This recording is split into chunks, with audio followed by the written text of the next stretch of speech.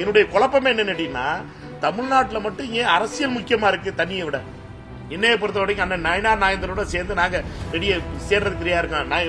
நிர்மல்குமாரோட சேர்ந்து நிக்கிற ரெடியா இருக்கோம். அன்புமணி ராமதாஸோட சேர்ந்து நிக்கிற ரெடியா இருக்கான். தேவையில்லாம அளவுக்கு அதிகமா பேசினா தயாநிதி மாறன் அவர்களே வேற மாதிரி எனக்கு வந்துடும்.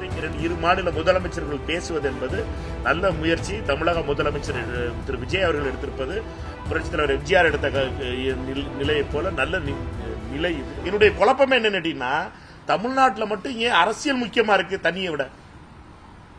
இதுதான் கேள்வி. கர்நாடகத்தை மட்டும் தண்ணி முக்கியமா இருக்கு அரசியலை விட. அவங்களுக்கு அவர்கள் எல்லாம் ஒன்னா நிக்கிறாங்க, தண்ணி கொடுக்க, தண்ணி எங்களுக்கு தண்ணி வேணும், தண்ணி கொடுக்க கூடாது. நேத்து போய் எடியூரப்பா மாதிரி ஒரு முன்னாள் முதலமைச்சர் போய் போராட்டம் பண்ணிக்கிட்டு இருக்காரு. போய் மைசூர்ல போய் தண்ணி திறந்து விடக்கூடாது. எவ்வளவு பெரிய அதை கேட்டா எங்க நயனார் நாகேந்திரன் பாத்தீங்கன்னா வேற என்னமோ பேசிக்கிட்டு இருக்காரு. அதுக்கு பதில் சொல்ல தைரியம் இல்லை எங்க அண்ணனுக்கு. சரி, அதாவது விட்டு விடுங்க. சரி, எடியூரப்பா நான் திட்டிக்கிறேன், நீங்க திட்ட வேணாம். காங்கிரஸ்காரங்க திட்டத்துக்கு மட்டும் நயனார் நாகேந்திரன் தவி குச்சிறாருல. நான் கேட்கறதெல்லாம் காங்கிரஸ் பிஜேபிங்கிறது என்ன? நம்மளாம் தமிழ்நாடு தானே. தமிழ்நாடு பாஜகவுடைய தலைவர் அவர், தமிழ்நாடு காங்கிரஸ் கமிட்டியுடைய தலைவர் தான். காங்கிரஸ் தமிழ்நாட்டில் மட்டும் ஏன் இந்த கட்சி தான் முக்கியமா இருக்கே ஒழிய தமிழ்நாடு முக்கியமா இருக்க மாட்டேங்குங்கிற சிந்தனை நம்ம யோசிக்க வேண்டிய நேரம்.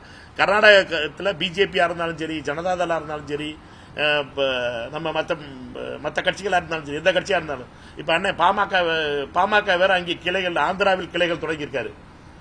எப்ப கர்நாடகாவில் கிளை தொடங்குகிறாரோ அன்னைக்காவது அன்னைக்கு பேசாம இருக்கட்டும். இது தமிழ்நாட்டினுடைய நலனை பத்தியாவது பேச ஆரம்பிக்கட்டும். அரசியல் செய்ய விட்டுட்டு தமிழ்நாட்டினுடைய பிரச்சனையை பற்றி, தமிழ்நாட்டினுடைய நீரை பத்தி நம்ம ஏன் நம்ம அரசியலை பண்ணாம எல்லாரும் ஒண்ணு சேர்ந்து செய்ய மாட்டோம்ங்கிறது வேதனையா இருக்கு. அதைத்தான் கூட சொல்றேன்.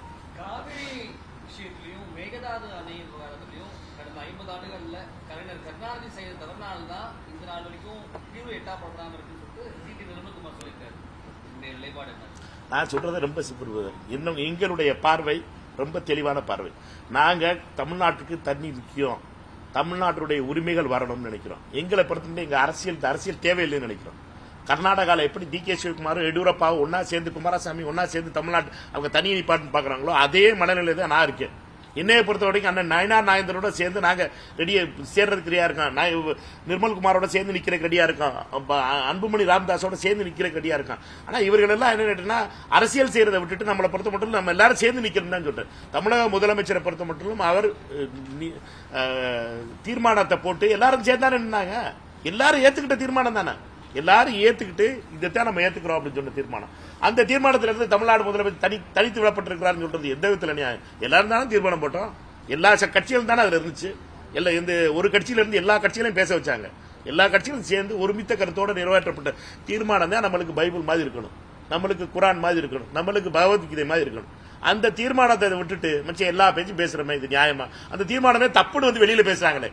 நம்ம அமித்ஷா அதிமுகவுடைய பொதுச் செயலாளராக இருக்கட்டும், அன்புமணி ராமதாஸ் அவர்களா இருக்கட்டும், அந்த தீர்மானம் தப்பு, அது தப்பா போட்டாங்க, அழிச்சு எழுதணும். இது எந்த விதத்தில் நியாயம்? சரியா? தமிழ்நாட்டுக்கு வந்துட்டு காவிரி விவகாரம் பத்தி பேசாம போயிருக்காங்க. அவங்க தான் துரோகிகள் அப்படின்ட்டு தயாநிதி மாறன். யாரா? ராகுல் காந்தி காவிரி விவகாரம் பத்தி பேசாம போயிருக்காரு. நீங்க நம்பிக்கையை விட்டு பதவியை வாங்கி நச்சு பாம்புகள்னு விமர்சனம். நம்பிக்கையை யார் விற்கிறாங்கிறத பார்ப்போம். இந்த வாய் வசனம் பேசுறதெல்லாம் தயாநிதி மாறன் நிறுத்த சொல்லுங்க. சரியா?